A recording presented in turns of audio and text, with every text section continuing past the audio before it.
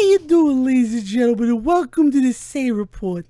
I'm your guest host, Whitey Deck Val, and I'm here today because Sejan invited me as a little bit of a crossover marketing exciting thing that Sejan's gonna explain right now. Here you go, Sejan. Yeah, no, thanks for stopping by. I think I left the door open, but yeah, we've wanted to let you guys know that we've done a little holiday treat for you over on our other show, the Adam Sandler Cinematic Universe. It's been going strong for a whole year now, so we wanted to end that with a nice celebration of the holidays, and we just did 8 crazy nights. It was delightful, and I appreciate you letting me come on to tell all the nice people about the Adam Sandler Cinematic Universe podcast and the 8 Crazy Nights episode. Yeah, well, once again, didn't really let you. You just kind of wandered in, but that's okay. Hey, glad you were here. It's the magic of the season, Sejan. It's quite magical indeed, Winnie. All right, well, I got a game. I gotta go referee. But thank you so much for having me. And you tell friend Devon hello from Whitey, okay? Mm-hmm. All right. Hi, Siege. Is everything all right? Is everything going okay? Yeah, no, everything's fine. We're just waiting for you to start recording. Oh, okay, cool. No, we're recording all that. That's the start of the episode. I'm gonna stop recording now though, because what are you doing, Sejan? It's yes and improv. We're not doing no but improv today. No, we're still going. Hi, welcome to the Stay Report. I'm your host, Devon Decker, and joining me, the guy who probably has no idea what's going on right now, Sejan Sarowick. Hey, Siege, how are you, buddy? Hey, everybody. Merry Christmas, Devon. Merry Christmas, Sejan. I think we should start a new holiday for the middle of December, because a lot of the time you got Hanukkah right up at the top, and then right now we're in the weird doldrums of December. Yeah. So like a mid-December pick-me-up. I get it. Yeah, I mean, Krampusnacht happens on the 9th. I don't know where that information came from. Yes, as we're all well aware. Yeah, no, of course. But no, hi, welcome to the Stay Report. With the show about everything, and we had a guest here at the beginning of the episode telling you about the Adam Sandler Cinematic Universe 8 Crazy Nights episode. You got 2 full seasons of that to listen to now, so that's always fun. You can go out there and you can check out us when we're focused and not like this. Which I would call this one a bit of a train wreck the way this has started. At least unfocused for sure. Yeah. No, but I gotta be honest, Dev. You always throw me for a loop because you start off our recording sessions by asking me a question about Frosty the Snowman, and then you hit record and you start talking as Whitey. I am all over the map right now. Yeah, I know. It's good. I like to make sure that you can never find a true state of equilibrium. I gotta keep you on your toes. I had a photo that I almost sent you immediately before we recorded, but I realized that I wanted to sit on that one before throwing you off with it. But you mentioned Frosty the Snowman, so let's start there. Let's start with the reason why I asked you to look up who originally sang Frosty the Snowman. First of all, this is gonna blow your mind. It blew my mind. I'm not gonna lie. They have shown Frosty the Snowman twice on CBS so far this holiday season. Oh man, I mean that really doesn't surprise me. What is CBS doing on like live television anymore? Don't they have an app to worry about? They do. I mean, I think Paramount Plus has definitely superseded everything that they're doing. I mean, SEAL Team's over there now, and now they say stuff like "bag of dicks" and "my father clasps his pearls." Which that was very. Yeah, that is not the show I used to watch, but it kind of is. That's the one with Boreanaz, right? Yep, David Boreanaz's follow-up show. It's what my will and my father share. It's their little thing to chat about. When I got a message from Will for my dad saying, "Remind him that it starts on Paramount Plus now." And I'm like, I'm so happy to be the go-between you two. That's fantastic. But no, they've shown it twice. But the reason why I mention that, why I bring that up on the show is last year it felt like you couldn't see Christmas shows at all. Like they just kind of didn't exist in the world. And a lot of that was because Apple Yeah. Got the Charlie Brown one, which is really the only one anyone ever thinks of when it comes to holiday specials. Well, I know kinda that's kills not the true, fun. but No, yeah, but it is that idea, right? Like, where if we can't get that one, then what's the point? yeah, if It's we like, can't watch Charlie Brown, because Charlie Brown Christmas, I mean, that's one of the first specials ever, right? I believe it started with that, and then they did Great Pumpkin. I don't know. I didn't prepare for this. I was just surprised to see Frosty the Snowman playing 2 weeks after it just played as the Saturday night entertainment following Thanksgiving. Because Yeah. I thought, oh, okay, this makes sense. We get it out of the way right now, and then we never have to worry about it again. But then last night, lo and behold, after Rudolph, they showed Frosty and Frosty Returns. Oh man. Well, then did they do Rudolph Shiny New Year after all No, that? I no, mean, they if don't. you're No gonna- one. Rudolph Shiny New Year has been stricken from the record, just like the Rudolph and Frosty crossover event. Well, yeah, that would have been the perfect one to show, right? It's Yeah, like that you then would've- you've got the back history of everybody, and now let's show the Avengers. Like, come on. I do not. Frosty the Snowman works perfect in hand-drawn animation. I don't like him as a 3D like manipulated model. Well, plus it was Phase 3 Bankin' Rast, so everybody was losing an arm, and Frosty, that was just gruesome I mean, it's also weird that Frosty has a family just from nowhere. from nowhere. Like- Yeah. Oh, there, meet my wife, Frosty. Like, it all came from the same snow, right? I need to stop. I've grossed myself out. Because the real reason I asked about Frosty the Snowman is, Well, she was made from a frozen rib, you see. oh my God. The reason I bring it up is last week we talked a little bit about a unique problem I've been having with the local radio station in Coventry, Rhode Island. And again, I have to imagine that my words are falling on somebody's ears because it's no longer a 5-song rotation played ad nauseum. It's now 10 songs. And the songs that they've added, that's right, they're all Christmas songs. Of course, man. Who didn't see that sequel coming? I mean, Bad Mom's Christmas, man. That's what you're in the middle of right now. Yeah, a little bit. So they added Jingle Bells by Sammy Davis Jr., Winter Wonderland by Dean Martin, delightful. Let It Snow by Barbara Streisand. Jingle Bell Rock by Bobby Helms. And then the Frosty the Snowman, I couldn't identify which one it was. I didn't want to Shazam it. I had the Shazam app for one day, and I realized that this could be the end of me as a human being. Is the Shazam app? Does Shazam still exist? I feel like we're doing a bit that only worked 5 years ago. Wait a minute. It's still an app. I downloaded it on my phone 2 weeks ago. But yeah, so it's clearly one of the original recordings of Frosty the Snowman. That is the 5th new song in the rotation. And I didn't know who sang that version. And then Siegen goes out because I like to give him little scavenger hunts before we start recording so that he can keep himself entertained while like the program boots up and I get everything ready to go. And plus while he's talking, I get to set his levels. It's good, right? Give kids tasks. Don't just let them sit there with idle hands, right? We've all seen that movie. Wait a minute. But Siegen comes back to me with, well, Gene Autry is the one who first recorded it. The first stamped recording of Frosty the Snowman is Gene Autry, but it could also be Jimmy Durant. So that doesn't really help me with this new problem that I will undoubtedly solve after this episode and be able to report back next week when we record. But I did want to add that 91.5 WCVY, it has added 5 new songs to the rotation.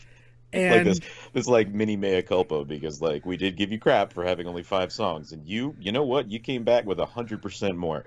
Yeah, I mean I honestly thought that there was just going to be 6 songs. I thought they had just added Jingle Bells, because after Jingle Bells it went into Hawaii 5-0, and I'm like, that's not what they did, right? They didn't just add Jingle Bells and be like, that's what you get, Devon.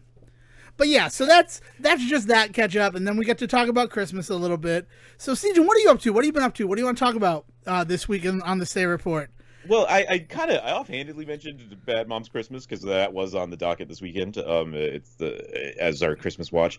And I'm trying to think okay, so you have Bad Moms Christmas and you have Christmas Vacation, but I feel like the joke about like the Christmas movie sequel is not one with a lot of meat on its bones. Is there any other what other Christmas sequels? Harold and Kumar's 3D Christmas, a That's very true. Harold and That's Kumar true. 3D Christmas. One could argue that the joke in that movie is that is the exact joke I'm talking about.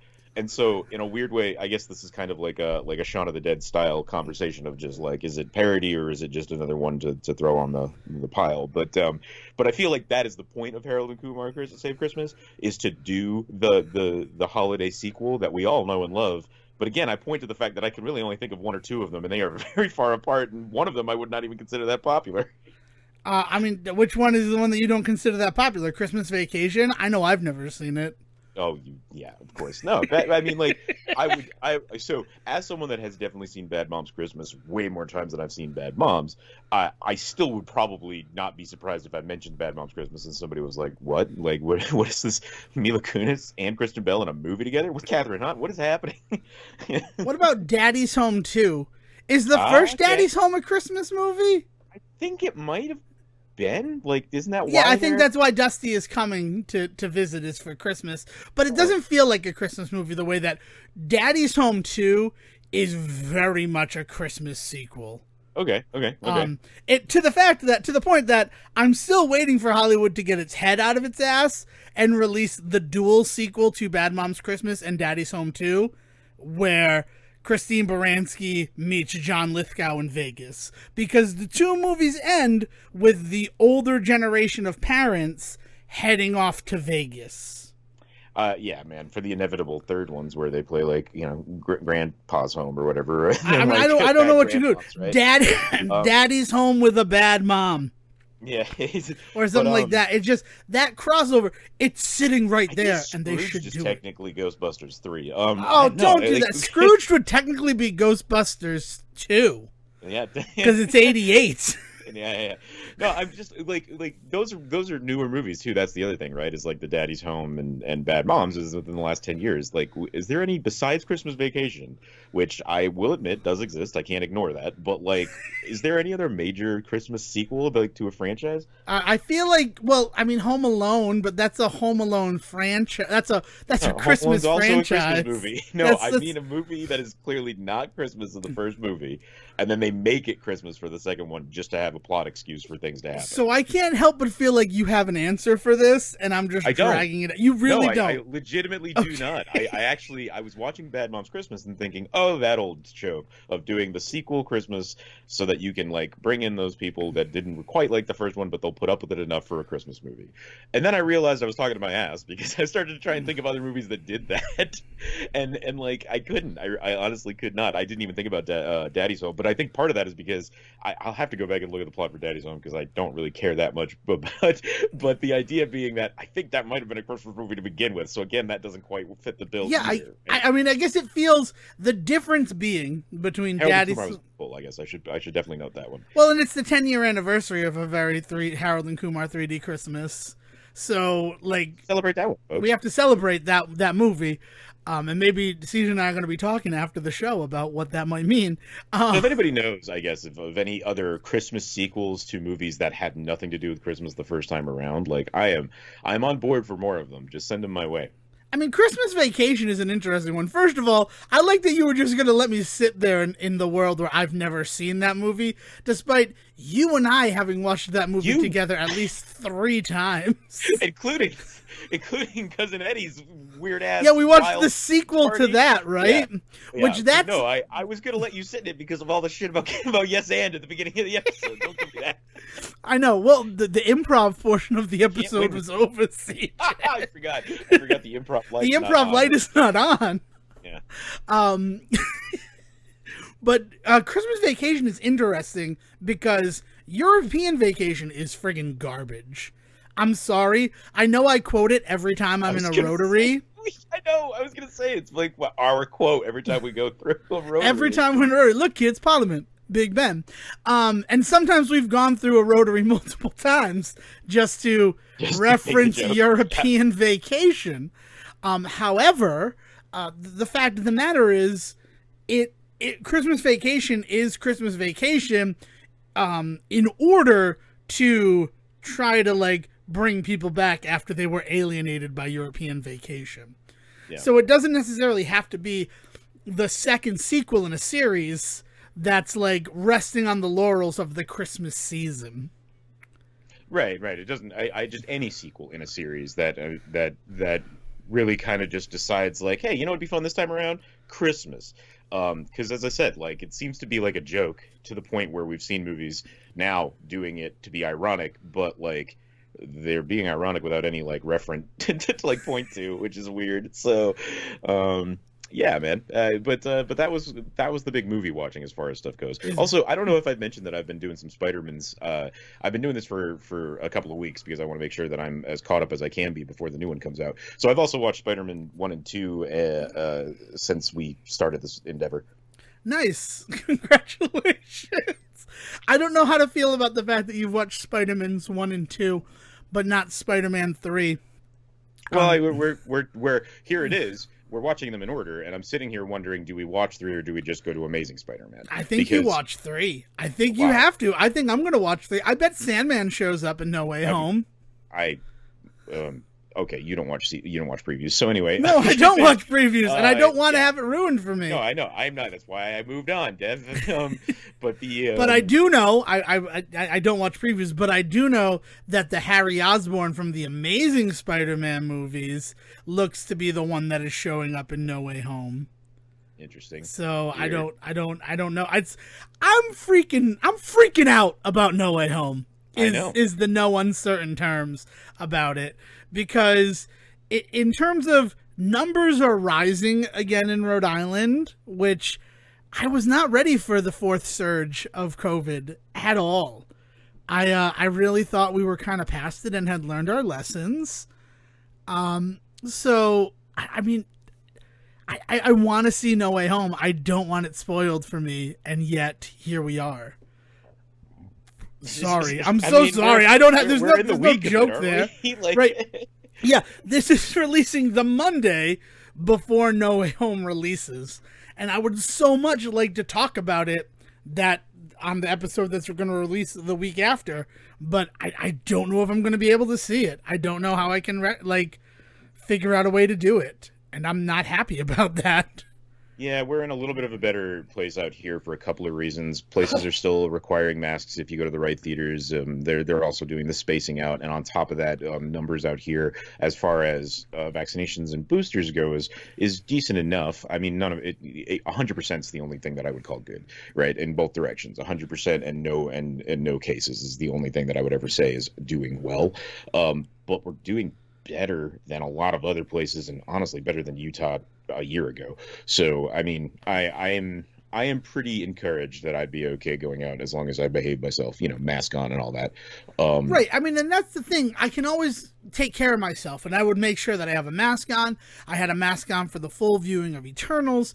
I guess, but you've got other concerns. Yeah, I know. Not only do I have the other concerns, it's also the fact that every time I've gone out to these theaters, I've been less than enthused with the experience. I get it, man. To be as nice as I can be about it, So let's get down to brass tacks about this. Are we hitting a point where maybe it's just not a matter of having to see things immediately, which is there's a lot of people out there where they don't feel the need to run out and see movies immediately. And what's so bad if you don't? What's so bad if you don't go see this movie this weekend? What's gonna happen, man? Disney's probably gonna fuck spoil it on Twitter. That's the issue. It's one thing when it was Mocha fucking Joe at the water cooler ruining a movie on Monday morning, right? But it's another thing with the company that owns the movie and is releasing the movie once the film has released is oh hey, and by the way, check out what's in the movie. Why haven't you seen it yet? This new marketing of punishing you if you didn't see it opening weekend, because that's what it feels like. I know that's not necessarily what it is, but we kind of saw that with the Egon's ghost figure and Ghostbusters Afterlife. I mean, even before there were people who found that figure in Targets days before the film released, right? Right. Like that's a thing that was supposed to happen. But then Hasbro Pulse did a reveal video the morning that the film released. So like you don't have any time to like Yeah. it like Well, and so they're wielding FOMO like a weapon, and that's when it gets to be not just gross but dangerous, because there's like a lot of people out there that like the idea of not being in on the zeitgeist is becoming a larger and larger and larger mental minefield for more and more like kids and generations, right? And it was always there, like the idea of not fitting in, the idea of like, oh, you weren't the one that got the new Air Jordans, like it has always been something that has affected people. It's just that like the fact that companies are now using that, not just that they are just using that period as a friggin' weapon against a customer base in order to guarantee more, more butts and seats for a movie and stuff like that, is like bordering on dangerous. I mean, like I'm gonna coin a phrase here, and I hope I'm coining it. I hope this hasn't been said before. If this is what's being talked about in economics classrooms, please tell me that this is the thing. It's sort of terrorist marketing in a lot of ways. Yeah. Where they're scaring you into loyalty to the company, right? Yeah. Knowing that, I mean, Hawkeye or anything Disney Plus, right? If you didn't watch it the first day that it came out, Disney owned and like cultivated Twitter accounts would be posting spoilers within 48 hours. And like that seems wrong to me. Yeah. Yeah. I mean, it comes from an attitude of like you either have to be the guy that is there Thursday before the Friday that it opens, right? You have to be there opening night, or you have to be the kind of person that is just okay with everybody talking about this thing around you that you haven't seen yet. And like that's not fair. That's just not fair, especially especially in the atmosphere that we are currently in, with the idea that, like, as you very aptly pointed out, like, there are legitimate reasons to not go to the movie theater right now. Yeah. So fuck them for making you feel like you need to be there to see this movie, to the point where, like, you have to start thinking about your own, like, health in conjunction with that conversation. That is fucked up. Right. That is gross. Yeah, and I mean, I'm boosted too, but that doesn't change the fact that, like, these variants are coming out, and the booster, it just mitigates the symptoms of it. It doesn't necessarily mean that you're like 100% guarded from from catching the disease. Man, like, remember the old crying game moment where they like literally, wasn't it the crying game? It was the crying game that opened with that ended with "Please don't tell your friends." Yeah, please don't tell your friends about what you saw today, because literally just admitting that it will ruin the movie for them. Yeah, I mean, now keep in mind that is also kind of the same.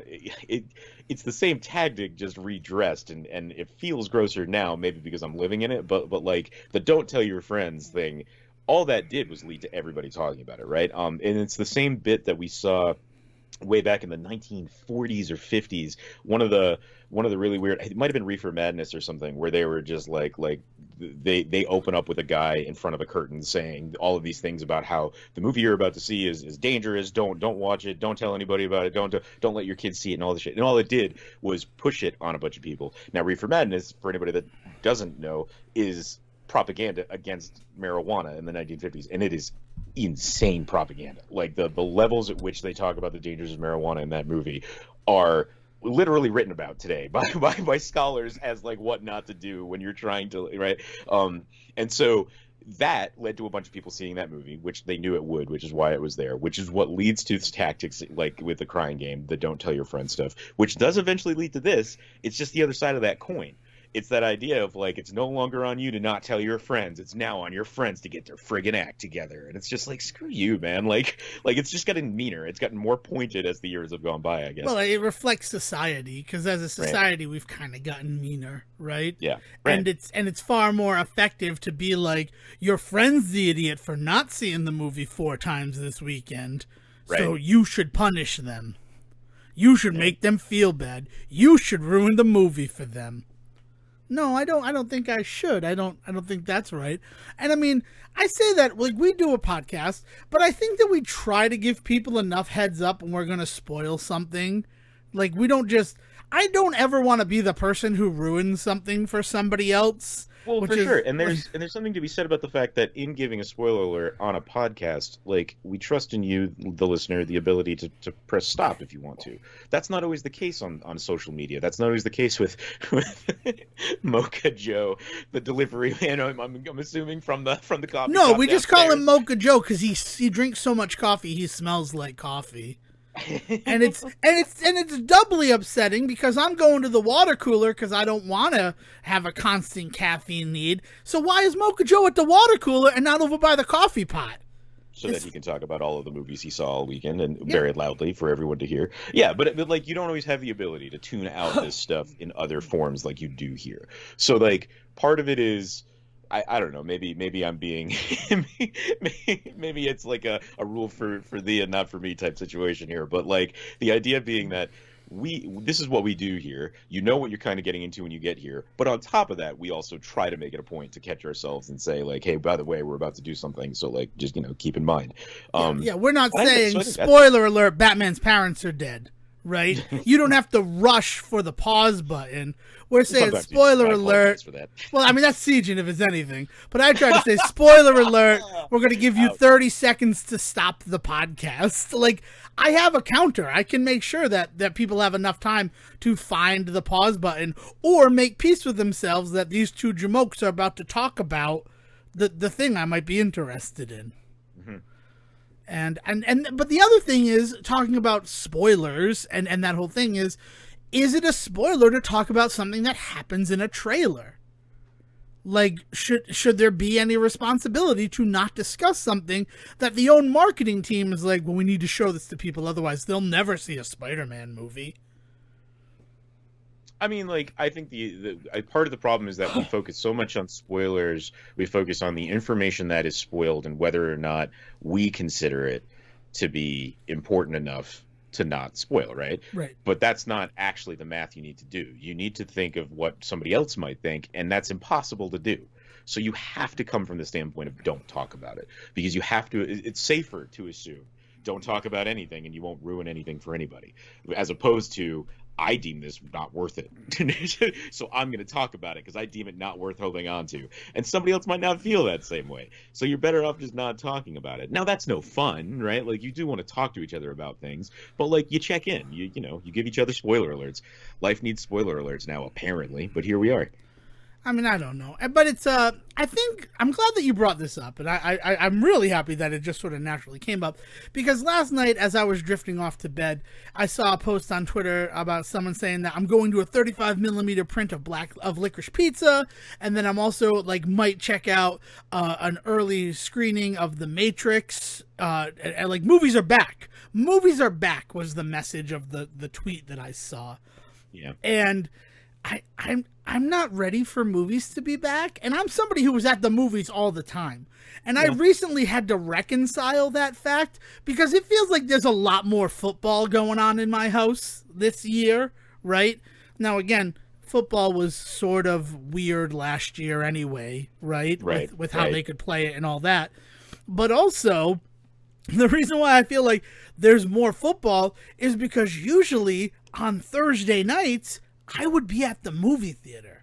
So I didn't understand the spectacle and what went into Thursday night football and the whole chase it down to find which of the 4 main channels has it this week. And I didn't realize it. And that's because I was never home for it. Like, Thursday night was movie night. Yeah. And it hasn't been for a while. Yeah, I don't know. I don't know. It's always been a matter of you have to figure out for yourself. The risk reward factors are yours and yours alone, right? Everybody's got a risk allotment, and you know what yours is. The end. Like, and I don't mean to like dismiss it or even act like I somehow, like, anybody that is willing to go out is somehow, I don't know, braver or whatever. That's nonsense. It's just that, like, I have assessed the situations around me and I'm comfortable doing A, B, and C. Is just how we always go through life. Yeah. It's just that now this situation has brought it so close to the forefront for us, and it freaks us out that we have to do that kind of mental math. But we have to remember that we've always done that kind of mental math. It's just now we're showing our work. Yeah. Whew, that was nice. I liked how you put that. I don't know. It's just like this one. So I mean, the bigger factor with that, right, is this week, Venom: Let There Be Carnage released on DVD. It comes out on the 14th, so the day after you're listening to this episode. But because of that, Amazon had a sale on it to own it digitally. So I jumped at that because I really wanted to see Venom: Let There Be Carnage. I don't think I've talked about it near enough on this show how big a fan I am of the original Venom movie with Tom Hardy and Michelle Williams, and just a crazy cast considering the fact that it is Venom and it is a Sony Spider-Verse movie. Like, Riz Ahmed in that one? Am I missing? Yeah, Riz Ahmed is in that. Yeah, from Sound of Metal. I mean, yeah. Well, so, the dude. I mean, keep an eye out. Motherfucker's probably going to be at the Oscars this year because like the dude's been blowing up with everything that's been going on. Yeah. So like, he was at the Oscars last cast. year. That's what I'm saying. Yeah. Sorry. Yeah, same cast, and then you add in Woody Harrelson and Naomi Harris. Mm-hmm. And so, like, oh, okay. I have not even talked about spoilers. I don't know how I've not been able to like really dig into this, but I don't even know who Naomi Harris is like playing. Like, I'm just excited. Yeah, no, I'm excited to see it too, man. I did not spring the cash to no, not. I don't blame you for that, but it's one of those ones where I'm like, no, I need to see it, and then in the back of my mind, I'm like, because also, what if it has something that leads into No Way Home, and I will confirm as spoiler free as possible.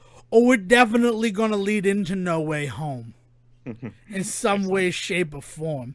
And that was delightful. And it really is delightful. I won't say anymore because I want you to be able to enjoy it. But as someone, like, Venom is weirdly our kind of superhero, right? Like all these other heroes that are being celebrated on the big screen right now, most of them existed before we were born. Okay, you're talking about just Devon and Seaton right now, as far as like. Yeah, I'm talking about you and me, right? Right. Yeah, so, yeah, for sure. So, like, Spider-Man is from the 60s. I am not an Eternal. Yeah, for sure. Yeah. The Eternals are from the 70s. Like, even the Eternals.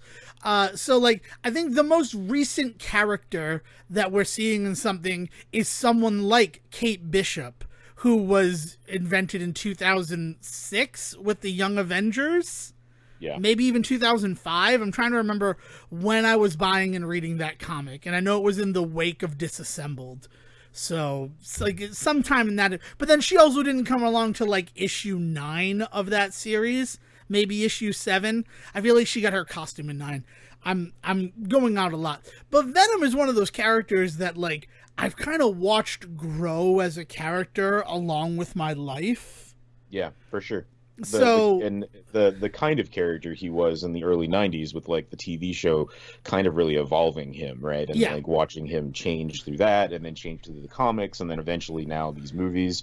Like, yeah, man, it's been kind of wild. Also, the other thing about him is that he's a character that was born not just in our time, but in a time in which things like the look of a character was enough to make them fucking catch on. You know what I mean? Like Venom is up there with Deadpool and Harley Quinn and Punisher as like marketable to people that aren't even like even when comic books are at their most otherness, they're most like pushed to the edge, that society could still tell you the Punisher logo and probably owns shit with Punisher on it, right? And the same goes for Deadpool and things like that. Venom's up there with that. Venom is one of those things where like dudes would get Venom tattoos in like the 2000s because they were in like fucking Linkin Park cover bands and not because they actually knew who the character was, which is fine. Like fans come where fans come from. It's just that he is one of the most market heavy in his history, and we don't get a lot of that until characters from like the 90s, and then the 2000s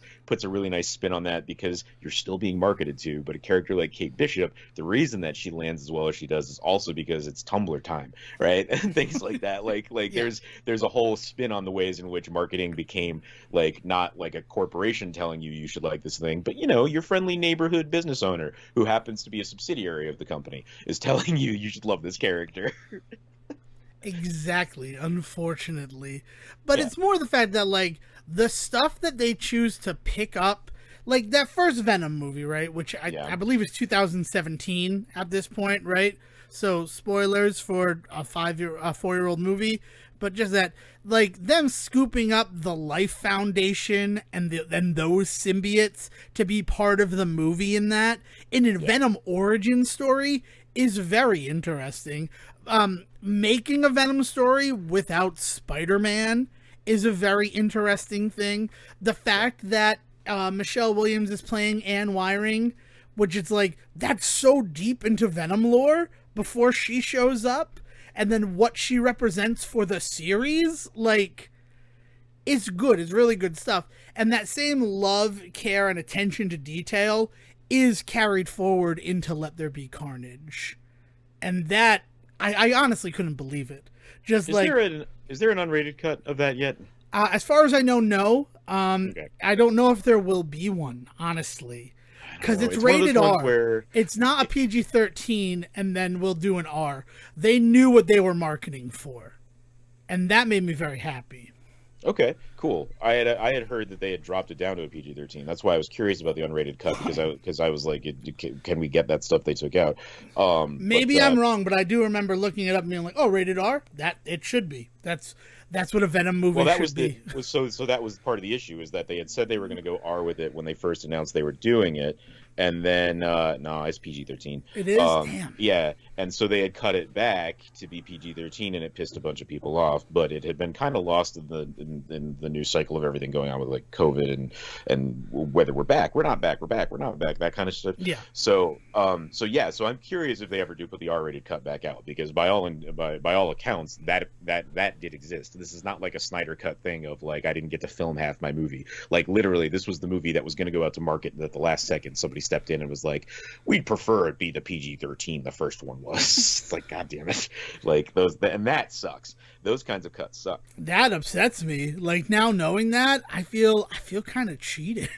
Well, and it's always the way that it's always kind of blown up by the internet. You would think there was like an extra hour of footage that's not there. It's probably just like 20 seconds of just like extra. Yeah, I mean, it's still pretty gruesome, and like the way that they designed Carnage, I'm excited for you to see everything that they did with it. Yeah. But yeah, and it's crazy to me that you don't know who Naomi Harris is playing. That is so cool. Like, if we're going to talk about, like, sort of terrorist marketing with how they market movies these days, and for you to not know who she's portraying, that makes me so happy for you, CJ.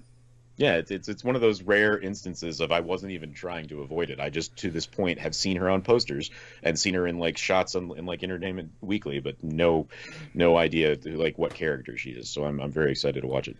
Cool. Very, very cool. But yeah, and again, if you are trying to be a Spider-Man completionist going into No Way Home, that is something that you might want to add to your shopping list. That'll probably have to be Venom and Let There Be Carnage, because if I'm going to do the second, I might as well rewatch the first. Will probably have to be the ones on my own. I've come to terms with the fact that there are certain movies within the Spider-Verse that are maybe not something that everybody wants to rewatch. So yeah, and I understand that. Like Spider-Man 3, if I rewatch it, I'm probably going to be rewatching it on my own. I'll do it with you. We can do a watch party. It'll be lots of fun. Because I don't think we saw it together that first time, right? I don't know. We all ran away from the one act one night to go see the premiere. Walked in 10 minutes late, not to the movie. The movie hadn't started yet, but to, like, the previews and stuff. And so we had to sit front row. And so I saw that movie in not an IMAX, but one of the larger screens at Providence Place, front row. So, like, I spent the entire night feeling like I was looking up fucking James Franco's nose. Okay, so I know it was the 1X. I knew we ran away from the 1X. But we saw ours in Warwick. We saw it at the Showcase Warwick. Yeah, I think one team went one way, one team went the other way, and we were like, I was trying to make sure we were all going to the same place, but, like, I think one of us, without dropping too many names, somebody there was a little, like, hell bent on, like, I made this plan, and so we're gonna stick to it. And I was just like, okay, but Providence is a bit of a bitch this time, and sure enough, that's why we were late getting into it, is because, like, we got stuck in Providence traffic. It was fine. That's crazy, because I thought it was a totally justified person who would have made that plan, but that's the one that I was with in Warwick. So yeah, so there you go. Wow, we're gonna have to talk about that off mic, because I really want to know who you thought made the plan. and then not put anybody on blast. But I do remember going to that movie, leaving the One Act Festival, and then getting a ride back. And then I think I slept in the Fine Arts Center that night, which they can't prosecute me for that now, right? There's got to be a statute of limitations. Were we not supposed to do that? We used. I used to do that all the time. I did it all the time. We'd go to a midnight movie. We'd come back at 3:00 in the morning, and I'd have to teach at 8. So yeah, I'd break into the theater, fall asleep on a prop couch, and then wake up the next day and teach. Yeah, that green room, man. So many nights sleeping in that green room. I didn't have a key to the green room, but I had a key to the main theater, so I'd have to sleep on one of the couches that was going to go on stage the next day. Well, I could get into the stage management office without much muss or fuss, and then there was a key to the green room in there. So maybe it's a good thing they rebuilt that building, huh? Yeah, no, and I drove by it today. That was one of the photos I was going to send you to get you off your game. It's looking pretty cool. Like, it's all new brick. I didn't go inside. I still can't bring myself to go inside. But I was driving around this morning, and I wound up on URI campus, and I'm like, let's just see how it looks. And remember that time that somebody threw that shit on the roof, and I snuck up there to go get it, and Paul saw me and got pissed. Man, that building. I miss that building. Yeah, no, all the adventures that we had in the building. I was able to drive down the front area to the loading dock for the gallery again today. They've moved the Jersey barriers so that that's not on the open parking side, but it's more on the parking just for the Fine Arts Center side. Excellent. So that was fun. And now, I don't know if you remember this old one. These are old, like, so selfish references, and I apologize to any listeners who are not enjoying it. But when we used to drive up on the curb to go around the Jersey barriers, right? Yeah, you can't do that anymore. Anybody. Yeah, everybody used to do that because it was friggin' stupid that they were there. But anyway, I still don't know why they're there. But yeah, you can't do that anymore because of where they've shifted them to. It's like, you try to go up and around it, you're falling in a ditch. We're not playing anymore. So that was fun. And then the real picture I was going to send you was our auspicious stop sign where we were once, rear-ended and then became heroes, campus heroes. Oh, shit. Yeah, so sorry. I'm just trying to avoid talking about this other thing because I don't know if I really want to go down this rabbit hole yet or not. But it's the other thing I've been doing for the last week is I decided to get back into the Division for a little bit. Oh, that's fun. I was thinking about it. I have too many video games right now. Yeah. It's not a topic or a thing I thought I would ever say, but I have been blessed with choice, and it is a lot harder to deal with than I thought it would be. Yeah, man. Well, you don't have to necessarily join me on this journey if you don't want to. I would appreciate it because the secret about those games, I don't think it's that big of a secret, is they're meant to be played with like a group. But the reason I'm getting back into it is because I came across somebody talking about the Division and legitimately trying to spin the story as perhaps kind of parody of some stuff. And so for anybody that doesn't know, the Division it's Tom Clancy's The Division. Not that Tom Clancy had anything to do with the creation of the Division. It's the company that owns the right to use his name since he's passed away. So ideally, conceptually, this is within the spirit of a Tom Clancy style story, and it definitely has like its elements. Like, you have you have the espionage tales, you have the U.S. government, you have people on all sides that are both good and bad, and all that fun stuff. And you have the inevitable turn of the evil, like higher up of some kind. And you joke because in one of the Jack Ryan movies, it's the president, but then also in one of these games, it's the president. So like, apparently the president's just always going to be going to turn out to be a bad guy. Well, if we stop electing James Wood as president, I think we'll be okay. Do you know much about like the stories of these games or anything like that? No. I don't know anything about them. Like it's such a convoluted idea, but essentially there is a virus I just know that they're not political. I'm sorry. that they have gone on there. These are not political games. Yeah. Where would you think that this is a political game set in Washington, D.C.?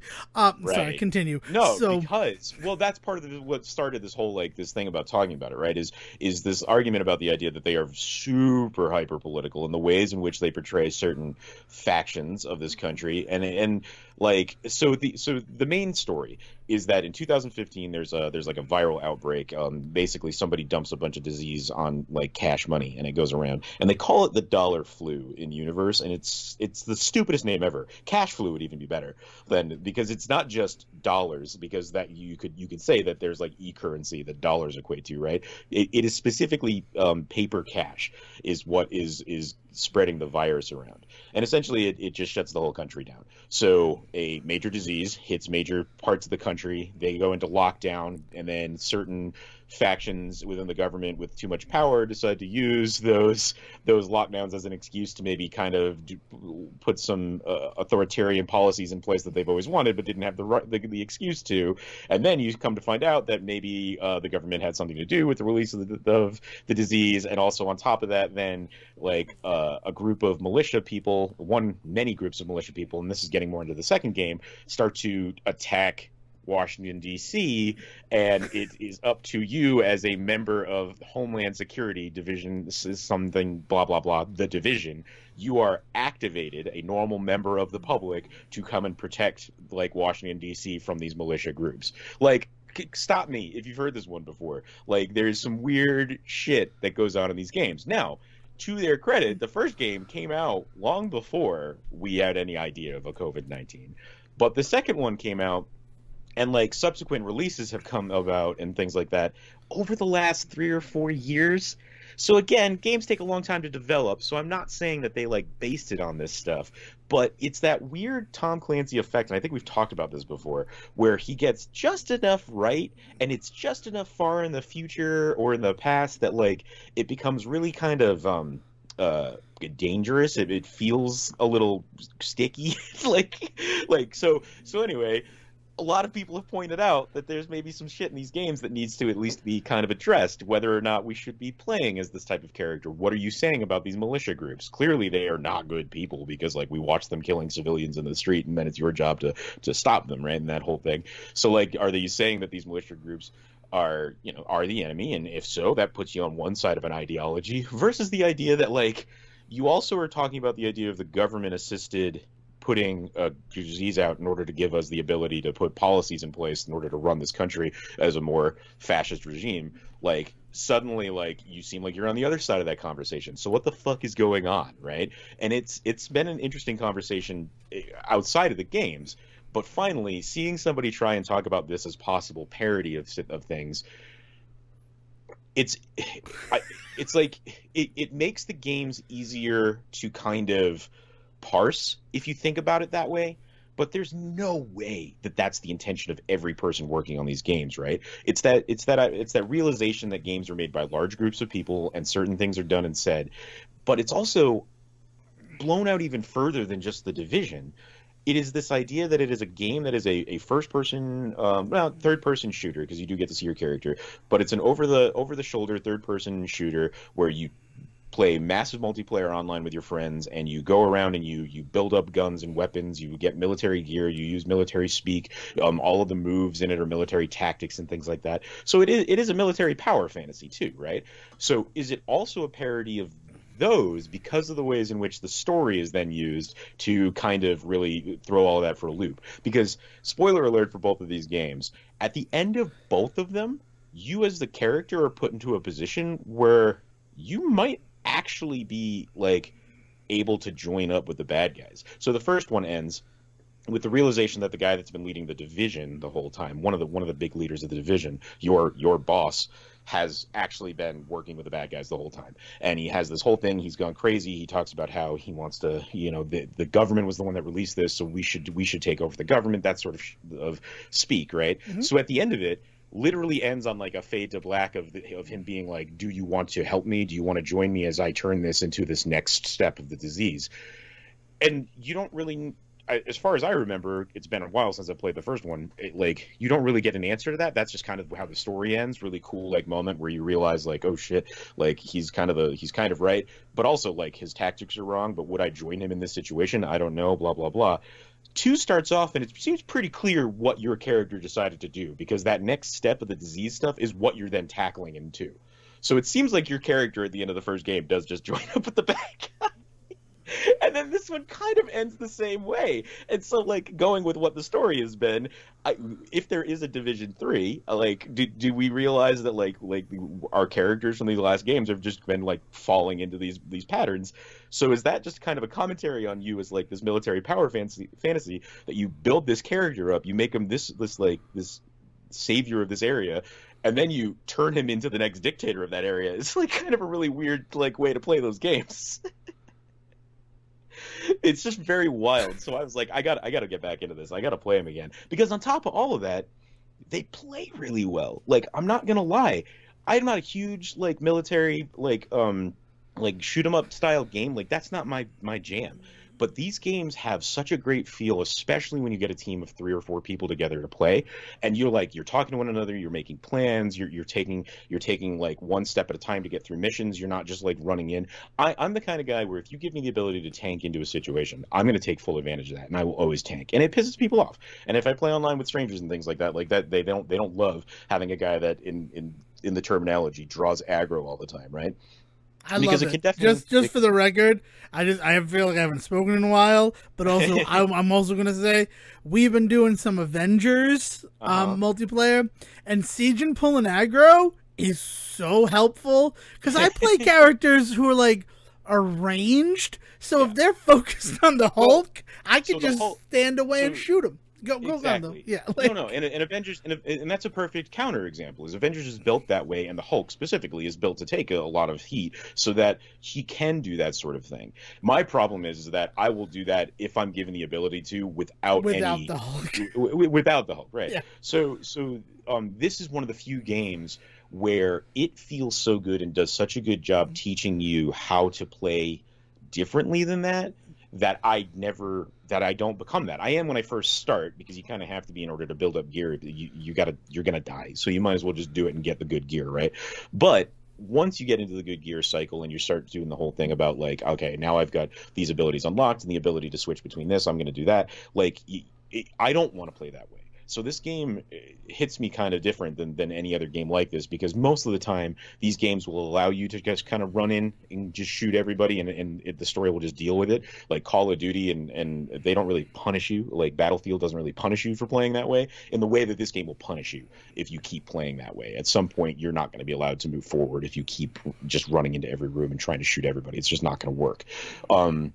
So there's just something really tight to the feeling to it. The other thing is that they introduced movement mechanics with the Division that I think should just be in every game. The ability to move from cover to cover, jump over cover, all of that sort of stuff that we are starting to see in more and more games now. That was kind of their big claim to fame, was that like you could take cover behind anything, and you still can. I remember like the first Division, like their whole thing was like if you took cover behind a door, you'd actually like close behind a car, you'd actually close the doors as you walked by in order to provide more cover and things like that. Like there was just like weird little elements like that they touted as like hugely important. And then like in playing the game, it kind of is like really rad and really cool the ways in which cover works. And so like I get what they were trying to get at, but at the time looked really stupid. And if you run up to that car, you'll close the door behind you, and it's like, what? Oh man, it's just been fucking wild. So I've been kind of playing this game, and I play like an hour or two in the mornings before I then get to work and things like that. And so I don't really play with anybody else. I'm not too deep into 2 yet, but it was on sale this week with the end of the year stuff with PlayStation. So I grabbed it, and like I've just, as I'm playing it, watching this story unfold, listening to people and listening to the ways in which like people talk about, this militia group has attacked the White House and the president's plane has been shot down. We have to find him. And like that kind of stuff is just like, it is fucking surreal. I just cannot, I cannot get past some of the really weird, too close to true elements that are present. And I think that's what really makes it a good Tom Clancy game in the end. And that's my TED Talk. All right, so if I may interject as somebody who knows nothing about the games, this is the most I've learned about the Division ever. It can't be parody because what it's parodying, what it would be parodying, didn't exist yet. Does that make sense? Sure. Like, it's hard to call it parody because I mean, I don't know. But I mean, I would even say to that point then, it kind of had to be parody because at the time they weren't talking about real events. Like, think of it like this: Red Dawn is a pretty good example of parody without humor, right? Like, it's it is satire. That's right. what the So New Yorker would call it. Yeah. Right, but that's the idea, right? Is like they were approaching it as like, wouldn't it be ridiculous if this happened, and let's explore the world in which this ridiculousness happens, is clearly what's going on in the game. The problem is that the world then caught up to it. I mean, it's the joke that everybody's been making about The Onion for the last 10 years, is like, at what point do they stop calling themselves a satire magazine and just become the news, right? Like, become the pre-news, really. But We got precogs. We got 3 of them. They're in a little pool of water, and they come up with the headlines. quick, send the paper to Kyle Chandler. He'll save the day. Oh, Not Jesus. Kyle Chandler. Kyle Chandler. Kyle Chandler, yeah. Yeah, all right, I got there. Kaya Chandler Bong. Yeah. To revisit a joke that we make too often on this show. But I guess that's the reason why. Can it be parody when it's done beforehand? Because Red Dawn satire and all of that is based on what we were seeing with the Iran-Contra conversation, right? Mm-hmm. Because the Sandinistas, it's Nicaragua, it's Cuba, and it's Russia that band together in order to invade the Midwest in the original Red Dawn, 1982. So to that then, that's kind of the exact timeline though that you're looking at with something like The Division 2, in which the main part of the story is the idea that because the government's been failing as a militia overtakes it, and this is them succeeding in that. Yes, there's the whole background of the disease and all that stuff too, which is something else to talk about, because we've also known that something like COVID-19 would happen for decades. I mean, well, it's them that hearing Obama say because he said that while he was in office, he said, I would expect a global pandemic style event to occur within the next 5 years. Right. So they take that and that's what Tom Clancy would do. Like, he would listen to like political fear mongering like that, and then fear mongering, I feel kind of dirty using that, right? But the fears of us as a nation, right? The things that we would come to fear, he would hear about, and then he would write out, well, what if that happened? Yeah, but to look specifically at the idea that something like Red Dawn and the ways in which we look at that compared to what was actually going on with Iran-Contra, like, you're looking at almost the same timeline of looking at the Division 2 and looking at what happens when a militia group led by an overzealous politician that has been around for 6 years. You know what I mean? Like we're kind of hitting the same marks in that case. Yeah, I mean, well, the Division 2 definitely feels sort of, I don't know. Division 2, I just remember all the talk about them going on record as saying this is not a political statement. Yeah, trying like, this had nothing to do with a political statement of any kind. You understand that by saying it's not a political statement, you just made it one. Like, I don't know. It was weird. That was weird, the whole thing around that game. Yeah, I know, man. That's exactly it, right? It's this thing that like the ways in which all of the people that had to be involved in making these games, there could definitely be 1 or 2 people in a room somewhere where they're just like, man, I just like making assets. I'm just gonna sit here and design these gloves and these backpacks and these sneakers, and that's not. And the politics of the game do not affect them. Do I believe people like that exist on these games? Of course, but there's no way in some of the larger decisions made about these games that they were okay with just not talking about the actual factual politics of what's going on, because, like, first of all, that seems like that's kind of detrimental to the whole brand of the Tom Clancy of it all, right? Like, no, of course it's political. It's Tom Clancy's The Division. It's not Ubisoft's The Division. Right. I mean, that's the other thing, where this is Ubisoft that we're talking about. So yes. I know that, like, right now all of our cameras are focused on Activision Blizzard and Bobby Kotick and the sexual abuses and scandals that were going on and running rampant at Blizzard Activision.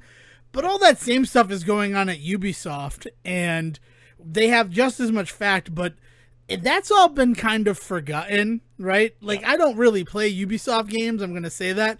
One of the only reasons why The Division is part of this, like, beautiful stew of, like, choice that I have is that it's included in Game Pass, so I could play it without really giving any money directly to Ubisoft.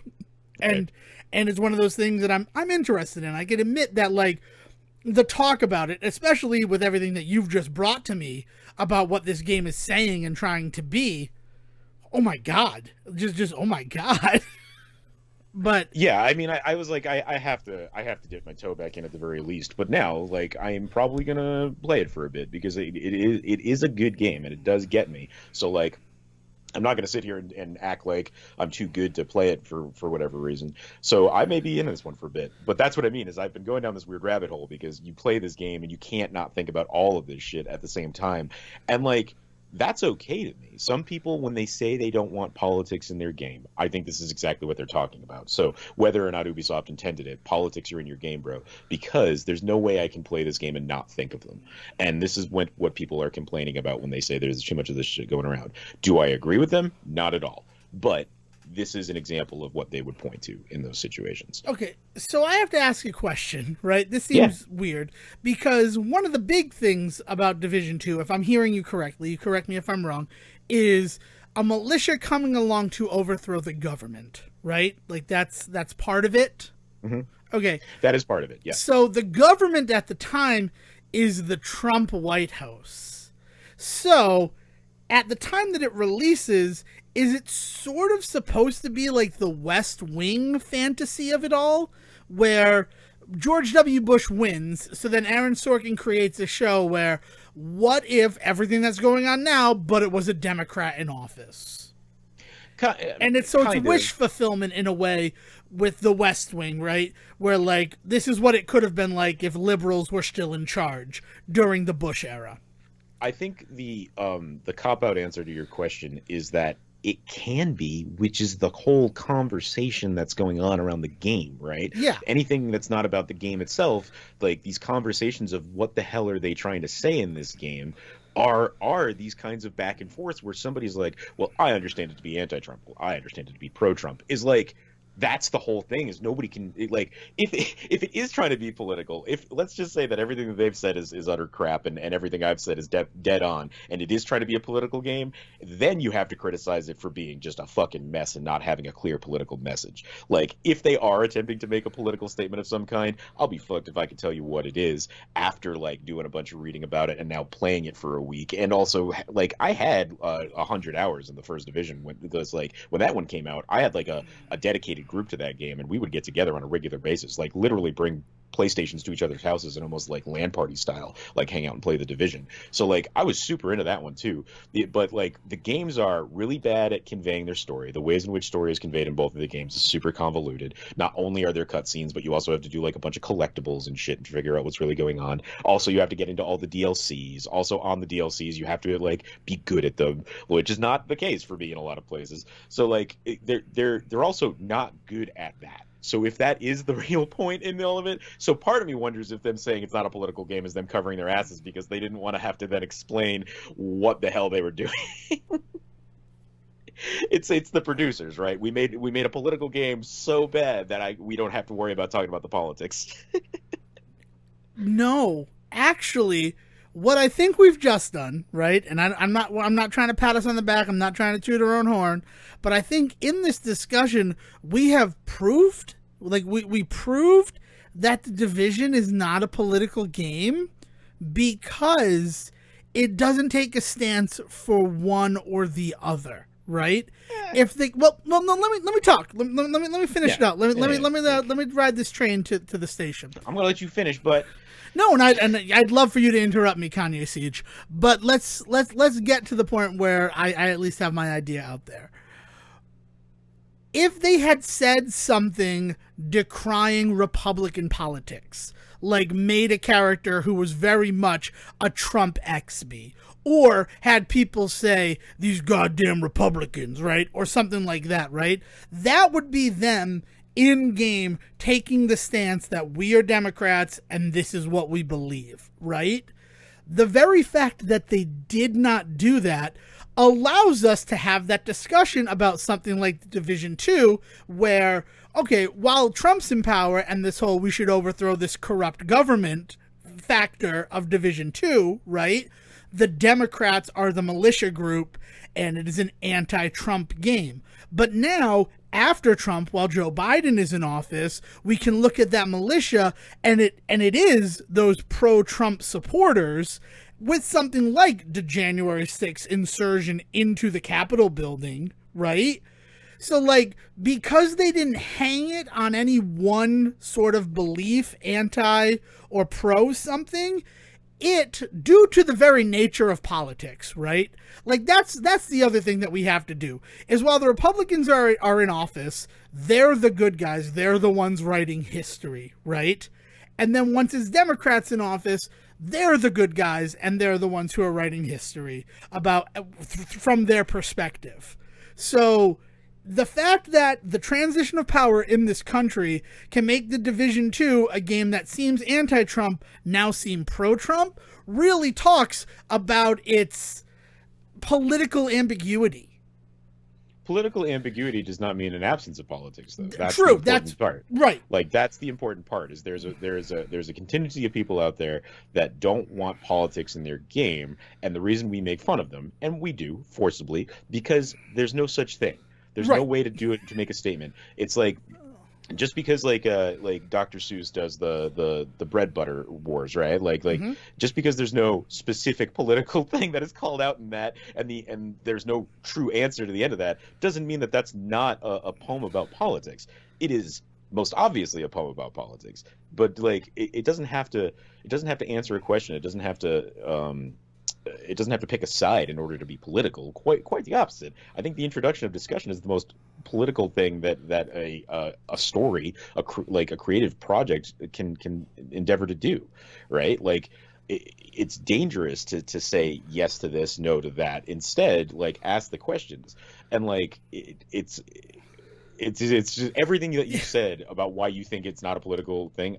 I feel is like quite opposite. Like, it is the evidence that it is the most political thing. Right. I guess, yeah, because so I think where we need to shine the blame spotlight, right, is the people at Ubisoft who are trying to mitigate some sort of crisis by saying this game is not political, because you're an idiot right there, right? Everything is political, right? It is impossible to exist and not have some political thing with it, right? It is just by the nature of existing in this world, right? Well, and so to blow this out just one step, is the idea being like, when we say politics, I think maybe part of what we're getting caught up on is we don't just mean American politics. We don't even just mean just a two-party politics of just Democrat versus Republican, because that also, not every American in this country believes in just one of those two parties. Right, exactly. Like, you don't, right? So like, when we say politics, like politics is anything in which you can take a stance in one direction and somebody out there can disagree with you. That is politic, right? Like, that is that idea of conversation and discussion, that idea of debate, the idea that one person can hold a belief and another person can hold to another one completely is human. But that is the definition of political, right? Yes. So when people say shit like we did not mean for our game to be political, the reason that you slap your head is like, that's impossible. You had to have some beliefs as you were making this thing, and there's no way they didn't eke their way in here, because you're the one who made it. But so what they should have said, right, and there'd be no discussion. I mean, there might be some discussion as to what does that mean. But if they had said this game isn't meant as a political statement, there you go. Your hands are sort of clean in that moment. Maybe that's made more clear in the rest of what they say, but like, that's not the feeling that comes out when you say something. No, because the soundbite and the clip is, this is not a political game. Well, it's a Tom Clancy game, and Tom Clancy is known as a political voice. In which somebody has attacked literally the U.S. president, and one of your jobs is to try and save the president. Yeah. So if you didn't want this to be political, you sure picked some shit subject matter. You know what's not political? Bad Dudes. Another video game where the president is kidnapped. And like, well, I mean, maybe it is. Let's look at Bad Dudes a little bit. It is ninjas who have kidnapped the president. And it is two American dudes who end up going for hamburgers after they save the president. And when that releases, where there's a whole fear of, you know, the democratic relations with China that had been started by Richard Nixon rolling into your 1980s Reagan America. So yeah, I take that back. Even Bad Dudes, a game where your guys in black shirts and white or green pants beating up guys who kidnapped the president's daughter.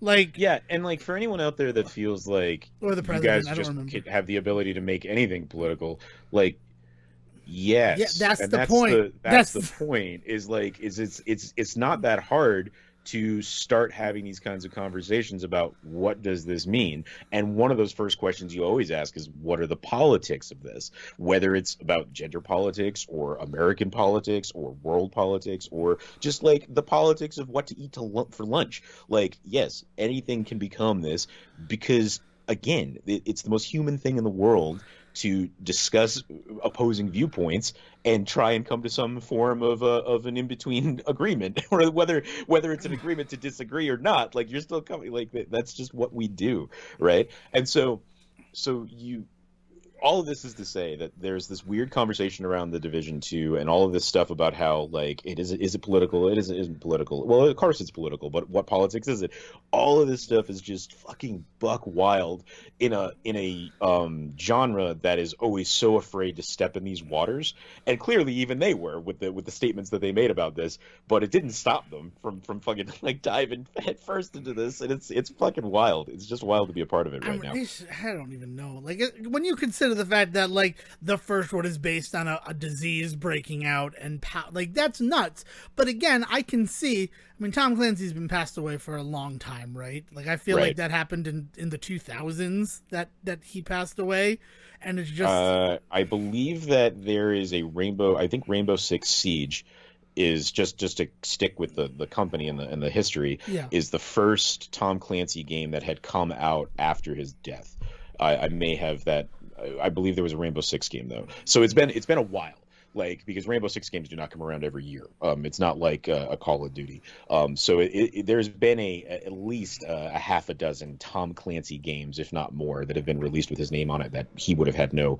And even before that, there was always talk about how it's just the company. He's not really there doing anything. And that conversation's here nor there. But the idea being that his name has carried on for over half a decade at this point since his death. Yeah, I don't even know.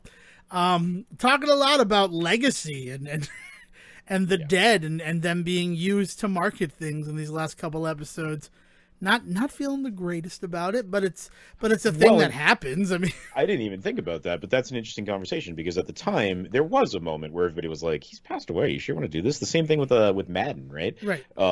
Is like, do you sure you want to do these things? The difference being that these were conversations that people did have with them before. And Tom Clancy, like, there is literal paperwork of him signing his name off to this stuff. Because as a writer in the same time frame and vein as somebody like a Robert Pattinson or who's Danielle Steele, things like that, or who's the guy that does James Patterson, the guy that like they put their names on stuff they don't even write, right? Like it's just like there are publishing houses out there now where basically they get to put their name on the book and then really it was ghost written by somebody, or you see like a tiny print like with the assistance of type shit, right? So it was actually not unusual for Tom Clancy to say, yeah, just use my name, who gives a crap. So like in a weird way, that conversation that we were talking about last week was missing with Ramis, that like we at least, you know, we were told happened, but like it was very circumstantial and the family made it sound like we gave permission, not Harold Ramis gave permission. Like that's weird.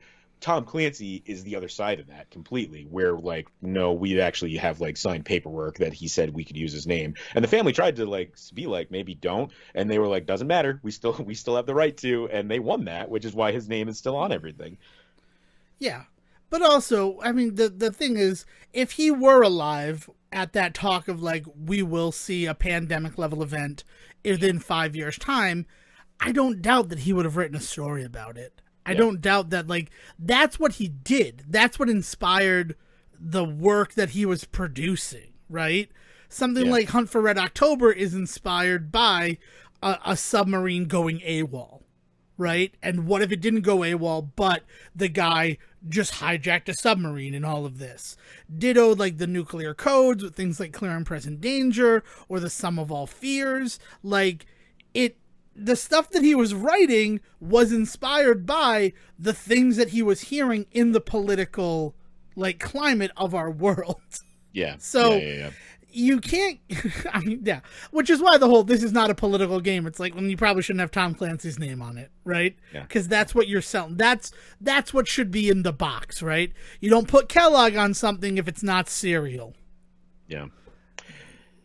Yeah, Tom Clancy's Rainbow Six Siege. I wanted to double check myself because, and then right after that, for anybody keeping score, is the Division. So it's Siege, and then the Division is what comes in. And yeah, man,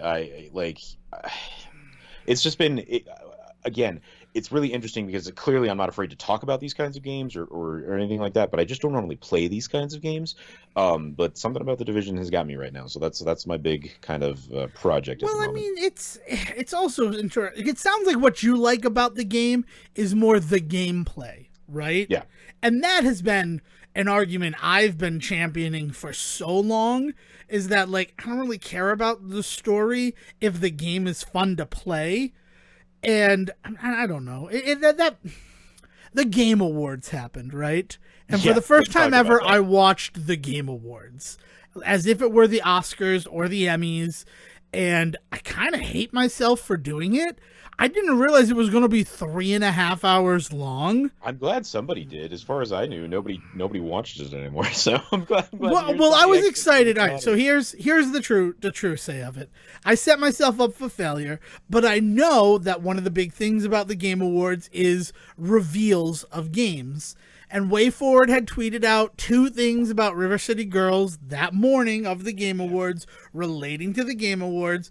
And by all accounts, River City Girls 0, which is just a relocalization of Banku, the 4th game in the River City like Ransom series, a game that I have played in the original Japanese, and that is so it's where Kyoko and Masako were originally introduced to the series. It's their first game, and that's why they're like, oh, we can call it River City Girls 0, like Batman Begins or whatever. So I was like, I had gotten in my head that like we're gonna get a reveal of this game, and it's gonna stealth release tonight, right?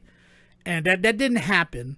But like I had just thought this is the sort of thing that could happen, right? When the release date is December, but not a specific date in December or anything like that. So I got there for the pre-show, which I didn't realize that it starts with a half hour of trailers, and that those games, some of those games look rough. Like, this is going to release next year. I mean, this looks like pre-alpha footage, and you're telling me it's going to come out in 2022? Well, who knows when the commercials were in the right, preview. That's true. Though, that's right? very true. Like, the preview could be one that's 3 years old at this point that they're just slapping on the beginning because it's like, we got better things to do than make a preview for the Game Awards. Yeah, I don't know. Like, Thirsty Suitors is the one that, like, all of the gameplay stuff looks kind of cool. It looks like it's kind of Scott Pilgrim, but if Scott Pilgrim were Ramona Flowers, sort of thing. The other thing you got to remember is also half finished as a style now, man. Yeah, like, that's people love seeing that like that polygonal like we didn't put much more work into the texture like look. That's I'm only half joking. So no, I know you're right. It's like I'm like, oh, this looks like good gameplay, but it looks so unappealing. Like I hope that's not what it looks like when it's finally released. But then I watched the Game Awards, right, and it was kind of a nice transition from like caring about story and all of that. And the game that won Best Narrative was Guardians of the Galaxy, which is a game that I played and I've talked about on the show, and completely deserves it, right? Especially in the wake of something like the Avengers, which it's kind of a punchline, the Avengers game.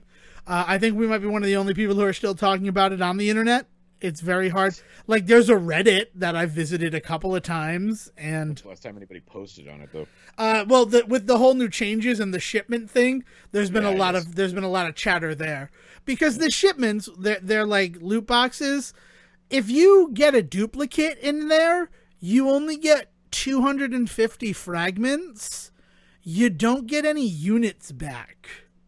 So like it doesn't, and there's no way to turn fragments into units. Yes. So yeah, like this needs to be addressed. That's what the big talk is going on, and also the fact that Is anybody getting costumes in their shipments, or is it all just nameplates? Yeah. Yeah. So, I mean, I've got a costume. My second shipment came with a costume. That's all I can report. Damn, man. But I it's mean, the I only don't one play I've it nearly seen. as much as you, so I'm Yeah. not surprised that I haven't gotten much of anything, but I have not gotten much of anything. Well, but you're not going to pay units, right? You're just going to do your free shipment each day for playing with a living human being somewhere I in would the pay world. units if I could figure out how the unit system works. The unit system works as you find them, and Yeah. that's the only thing that's affected by difficulty in terms of collectibles or consumables. But that's why we play on Challenge 4, man. Yeah, exactly. We were getting 50 units every chest we opened up. I couldn't figure out how to use them. Yeah, well, I mean, yeah, we can talk about that off mic. But yeah, but in the wake of that game, the Avengers game, which because of the live service nature of it has sort of become dismissed and a joke on the internet, there's a really good story in the Avengers game. There's a good single player game there, but because they had to make it this event game where you play as everybody, that kind of got lost. So it was nice to be like, no, we can do a Marvel game and give it a good story. Don't worry about that. Please don't be mad at Square Enix. They have other development groups. So it was nice to hear that. But then the other one is the game of the year was It Takes Two. And I hated It Takes Two. I know. I actually laughed when I saw that. I was like, I'm sure Devon's having a shit right now. Well, but the reason why I hated it was the story is so overbearing. But like Dale and I pounded out the platinum because I'm like, I'm so close to it. Really, all I need to do is find like some mini games, because that's another big thing is in every level there are mini games to find. And that was the last trophy I had, was find all the mini games. And that required us to like kind of play through the game again. But like not focusing on the story of that game's a blast. The way that they give you like new mechanics each level and the way you have to work together is awesome. But the story is just awful. Well, you got to remember though, man, the Yeah. story is the thing that kind of hit for a lot of people, especially when it became to its success on Twitch and YouTube.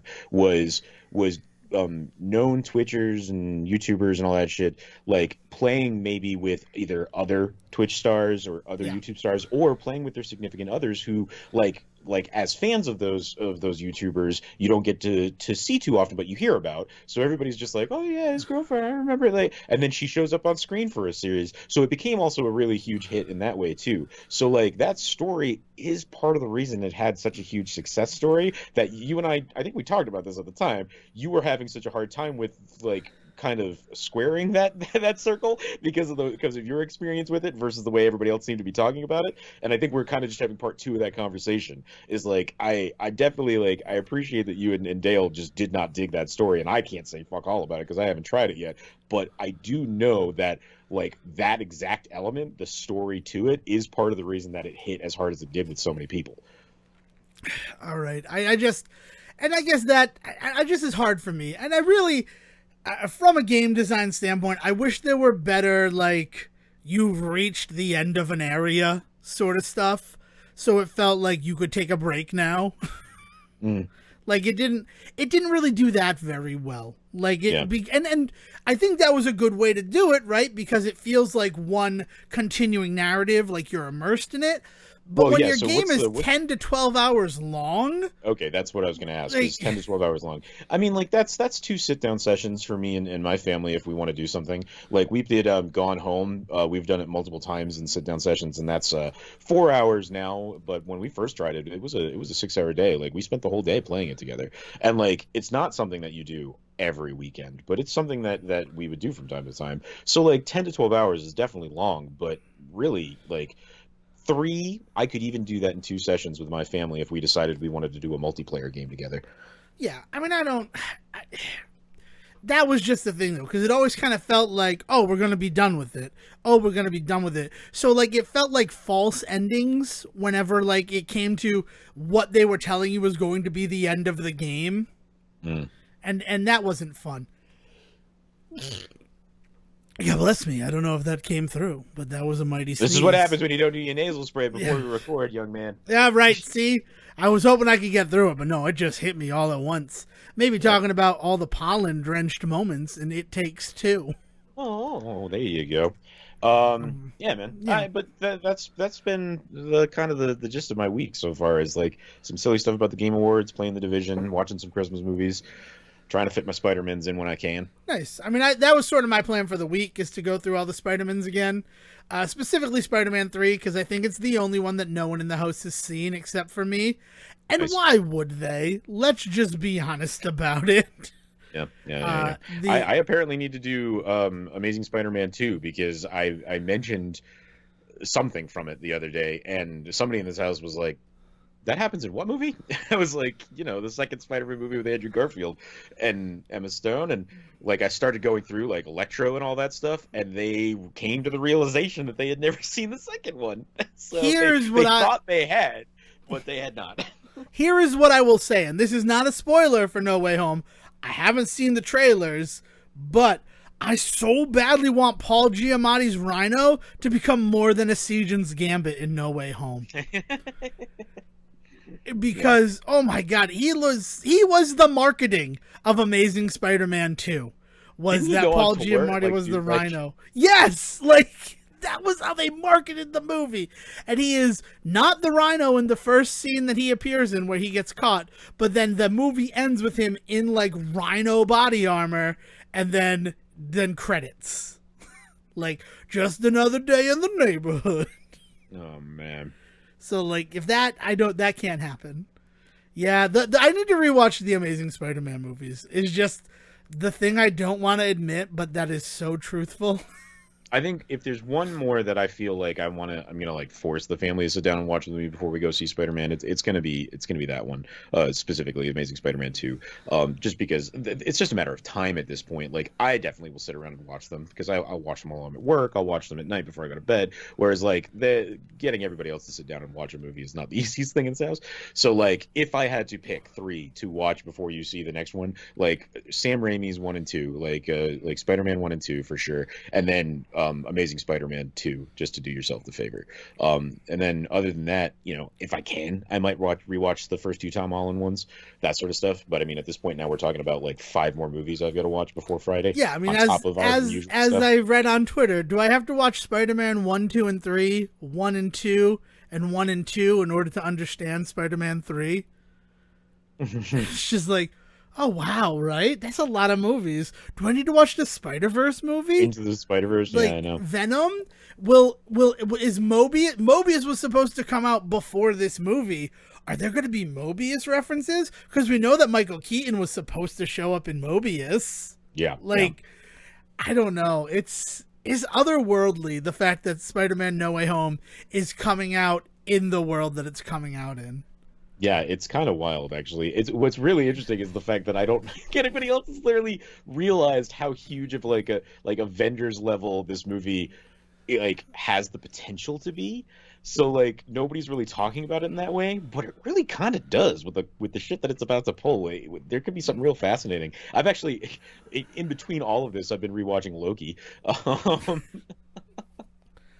I mean, yeah, Multiverse of Madness comes out in March of next year, right? That's that's supposed to be the big tie-in of like things like WandaVision and Loki.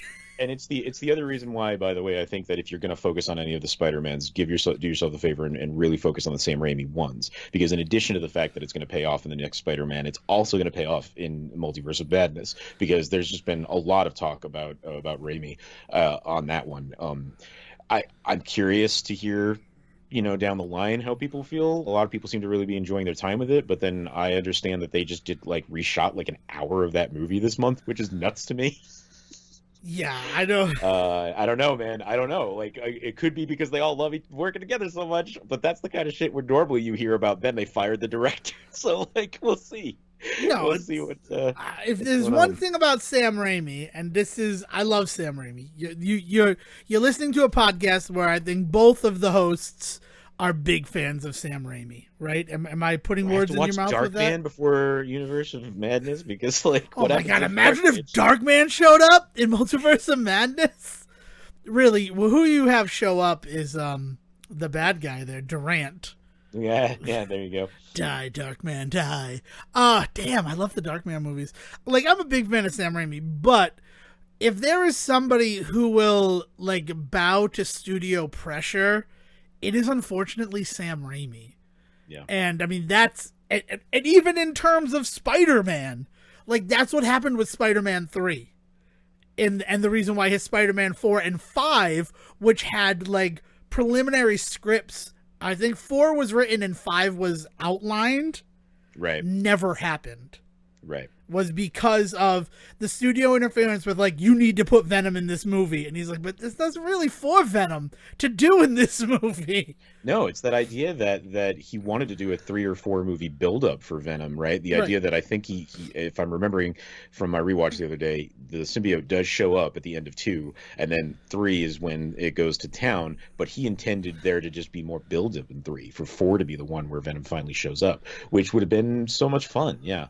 I'm just realizing now how much I definitely need Ash to be in Multiverse of Madness, and he needs to have the Darkhold, and it's the Necronomicon, right? I mean, well, what's her name has the Darkhold, doesn't she? Well, she has our universes, but what if he has his? What if he has his universes? And his universe is Necronomicon, right? Is the Necronomicon Ex Mortis? Jeez. That'd be so cool. I mean, I'm just excited for. I mean, Bruce Campbell has to show up in some way, shape, or form in No Way Home. If he's just the same waiter that he is from Spider-Man 3. Yeah, I mean, like, hi, Devon Decker here. What up, Marvel? Make Bruce Campbell the new Stan Lee, you fucking cowards. Oh my God, he was supposed to be Mysterio. That was always the running joke in the Raimi ones. What if he is another universe's Mysterio? What if he is? What if he's another universe's Watcher? The way that Stan Lee was a Watcher. And then he comes in, and now he's stuck in our universe. Give me a Bruce Campbell cameo in every movie post No Way Home. Oh my God. Like, I mean, we love him enough, and it worked in those Sam Raimi ones, and it would be awesome. It would be otherworldly. I don't think you could do what CJ wants with a Necronomicon Ex Mortis is the Darkhold of his universe, but I would be willing to trade that in if we get to see Bruce Campbell in some small role in every film, even just going forward through, like, the end of the phase that No Way Home is going to be kicking off. Yeah. Like, through Quantumania. Sorry. I love when we inevitably get to that point in every episode towards the end where we start going off the rails. This is one of my particular favorite ones because, man, I'm just geeking out now about what could be in this movie coming out in a few days, and it's been a while since I've been able to be this excited about something like this. All right, but so I want to wrap it up because I need to talk about something else that happened because they are invariably linked to the Say Report, and that is ABC's latest live recreation of a show from the past. Okay. Definitely. With The Facts of Life and Diff'rent Strokes. And for some reason, they went with The Facts of Life before the Diff'rent Strokes, which is weird because Diff'rent Strokes came out before Facts of Life. And then it was Mrs. Garrett leaving the Drummond family to go work at the school, which is what, was the whole spin-off aspect of it. But I need to talk about it because, first of all, they were excellent. Both of them were very, very good. There were no moments where it felt like, oh, we had to change that because it's 2021 and it's not going to fly anymore. Same Mrs. Drummond in both, by the way? Was that? Just curious. Was it the same Mrs. Drummond in both? It was the same Mrs. Garrett in both of them, yes. Mrs. Garrett, sorry. Yes. Yeah. And she was so good that people thought that it was the actress from before, which she passed away, so it couldn't have been. But she was excellent. Anne Ryan is the one who played Mrs. Garrett in both of them, and she did a great job. Like, she felt like Mrs. Garrett. The thing I want to talk about before going forward is that for Facts of Life, right? When you think of Facts of Life, you think of 4 girls, right? It's sort of a four-hander. Right. It's about their whole, growing up and being different but being the same. Yeah. Right? The marketing for it talked about who was playing Blair, who was playing Joe, and who was playing Tootie. They didn't say anything about Natalie, and that felt weird to me. Yeah, and then unfortunately, that could just come down to like names and contracts. Who was playing Natalie? Okay. Do you have a name for it? It was Allison Tolman. Interesting that you wouldn't put that out there. That you wouldn't put that out there. And now, understandably, Blair was Jennifer Aniston. Joe was Catherine Hahn, and Tootie was Gabriel Union, right? So I get it. But then also the episode was a pretty Natalie heavy episode. It was the dinner box auction episode where like the two main characters of that one are kind of Blair and Natalie because they get into a fight with each other. So okay, yeah, so well, I mean, you know, like I said, unfortunately a lot of that sort of weird stuff always comes down to stuff just like contracts and nonsense. yeah, I know. So maybe But I don't know. no marketing at all for who was playing Natalie. Like Jennifer Aniston is Blair. And I don't know, maybe you want it to be a surprise, but it just felt weird to be like, we're going to reveal 3 of the 4 facts of life, girls. I don't know. I mean, I don't know. Maybe it's also just in terms of like the market that they would be pitching to, because I don't know if Alison Tolman pulls in the same market that like a Gabriel Union or a Catherine Hahn does, you know? Right. I mean, it also could be tied up in the fact that, like, talking about contracts, Alison Tolman did just do a big thing with CBS this past year, and then going over to the ABC, it could be contract issues there. There could be a bunch of stuff. It just felt so weird that I'm like, well, then what's even weirder is that Mindy Cohn, who played Natalie in the original show, was one of the 3 who came back. So, like, Lisa Witchell and Kim Fields and then Mindy Cohn are the 3 from the original show who came in and sang the song, right? Which was interesting to have them do the theme song of it. But then it's like, so Mindy Cohn is like the get that you have, but then you don't talk about this like fantastic actress who you brought back. It blew my mind. It honestly blew my mind. Yeah, I look, man. These things have always been really weird in terms of a business standpoint because of like, what does it mean to do these recreations on television back when people didn't have contracts, and what do you owe those people now? So, you know, like cameos and stuff are definitely a good step in the right direction as far as that goes.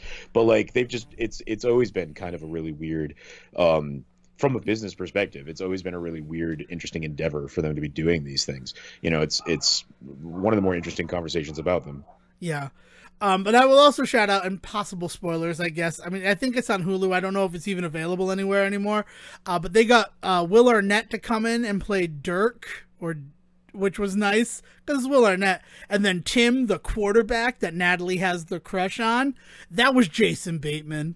So they did like a good job with those casting. Nice. But that was nice that like those 2 were a surprise. And then the real thing, the kid that has like headgear, they call him Rocky because he's like the Rocky Horror Picture Show when you see that headgear. That was Jon Stewart, who they also kept a secret. Like, it was nuts.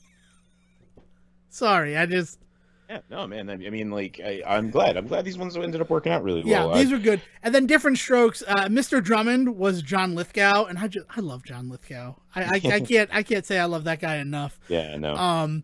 And then Damon Wayans was Willis. And who do you think they got to play Arnold? Who do you think took over Gary Coleman's role? Oh man, for Gary Coleman, Kevin Hart. Kevin Hart is who played Arnold. Yeah. And it was good. They did the one where Willis wants space because he's getting older, and they end up dividing the room. But the really nice thing about that episode is that they had Snoop Dogg come in to play Vernon, his photographer friend. that is a really fun casting. Yeah, actually. so it was fun. It was 2 good episodes, and they were done really well. And like, there was a commitment there, and a couple of break moments that were fun because it's live, and that's like the stuff that you want. So it kind of stinks on the one level that it was somehow even more sanitized than that original one that like I kind of lost my mind over in the Catch-Up Report. You want to go back 2 years and hear me just be like, what is happening with television right now? Like, what is the point of retelling these stories if we're going to take away the, I guess ironically enough, political messaging behind them? Right, yeah. But yeah, so I mean, you sanitize it when you're doing something like Facts of Life or Diff'rent Strokes, which also do talk about race relations and class relationships going forward. I kind of wish they did the Diff'rent Strokes where they get molested at the bike shop. No, I don't really. It's just the one that I remember because it's a very special episode. About. Yeah. Well, there's that one, and then there's the one where Nancy Reagan comes to Arnold's school, and she's like, "Who here has ever done drugs?" And the one kid raises his hand, and I'm like, "You're 8 years old. where the fuck you doing drugs, 8-year-old? And then I got to be reminded that the 80s were a different time. Yeah, the 80s were a different time indeed. Yeah.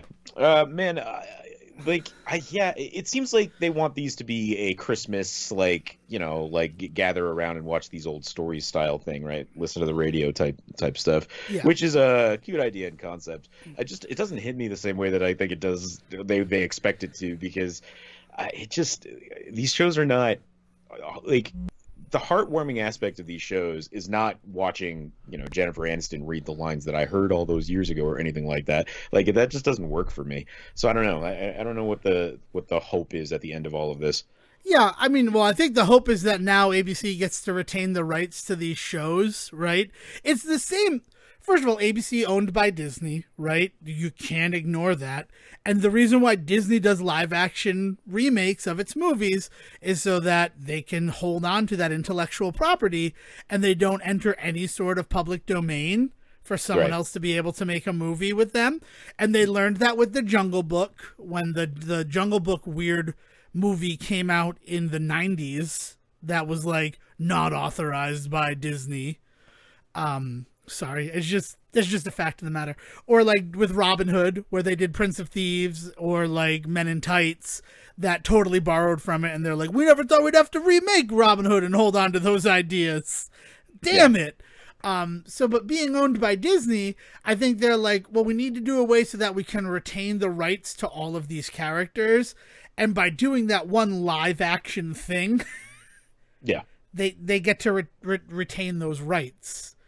And now I've kind of grossed myself out with just how, like, truthful that probably is. Yeah, if there's definitely always going to be that shady stuff on that side of it. You just hope as a consumer that you benefit from the company trying to, do that sort of thing, which in some instances you do, some instances you don't. Just look at the live action remakes of Disney. Like the hot and cold nature in which those movies are received is insane. Right, but the fact of the matter is Disney gets to hold on to all of the merchandising rights and all of that. No matter how good the movie does, right? Right. Yeah. And it's the same reason why Sony will not let go of their grip on Spider-Man, right? Because I bet you'd love to have it, Disney, but... Well, and it's why you get movies like Mobius and Venom finally being made. Yeah. Is because they do currently own the rights to those characters, but unlike with Spider-Man, they weren't doing anything with them. Yeah, and why not create our own Sony Spider-Verse of films? Which is, I don't know. It's the in association with Marvel that just made me go, when I rewatched Venom. That, like, you guys are saying that this is a Marvel movie, and you get to do that because you loaned out Spider-Man to Civil War and those other films. Right. So, like, it's an interesting way to get to have your cake and eat it, too. And you have to commend Sony for that. But also, why would Sony want to be like, yeah, bye-bye. Yeah. Bye, cash cow that is Spider-Man, that we've managed to hold on to with things like Amazing Spider-Man 1 and 2. Yeah. Well, remember that Sony did push themselves a little too far into a corner that time, where they were just like, we're ending this relationship, and Disney was like, okay, bye, Tom Holland, you can go home from Comic-Con now. And it was like, what? Sony freaked the fuck out because they'd gone too far. Yeah, I don't know. It's weird, wacky, wild stuff, man. Yeah, I mean, there's definitely a way to push that too far, and Sony found that line. So we know that Disney's willing to just go fucking hard into the paint as like, nope, we're cold-blooded businessmen at the end of the day. Well, I mean, think about the fact that like Iron Man is dead, right? And he was the big cash cow. Not only was Iron Man dead, but Captain America's an old man. Like, the two big cash cows of the MCU. You got rid of both of them. So, like, and they're like, well, Spider-Man can carry it. And then it's like, what if we lose Spider-Man? We'll find another one, right? Yeah. Like, we've done 28 movies so far. I think we can work this out at this point, yeah. 29? Was Shang-Chi 29? I don't know. I can't think of it. Well, because Spider-Man was... Eternal's the 30th. No, Spider-Man was the 25th. Right? Because it was 24 movies through the Infinity Saga. So Far From Home is 25, making Black Widow 26, Shang-Chi 27, Eternals 28. Look at the math. So Spider-Man is 29. And then Doctor Strange should be 30. unless there's some other big shakeup going on at Marvel. I think that's right. I'll check the math. You know what? I think it's time to wrap this episode up, right? Is there anything you want to add, Sejin?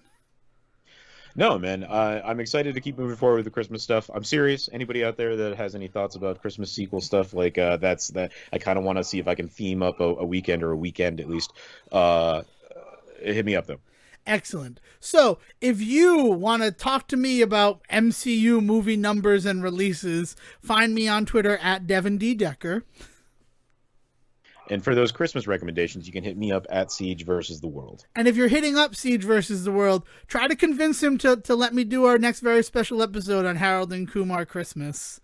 It ties in so nicely with everything else we've done this week, Sejin. Why won't you let me do this?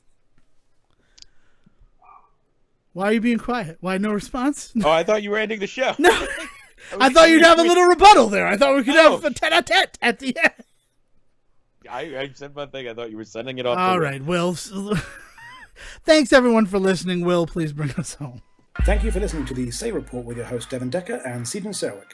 Please follow the guys on Twitter and Facebook by searching for The Say Report, and you can always subscribe on your podcast channel so this is delivered straight to you and you can enjoy it every week. With apologies to your mother, we'll see you next time.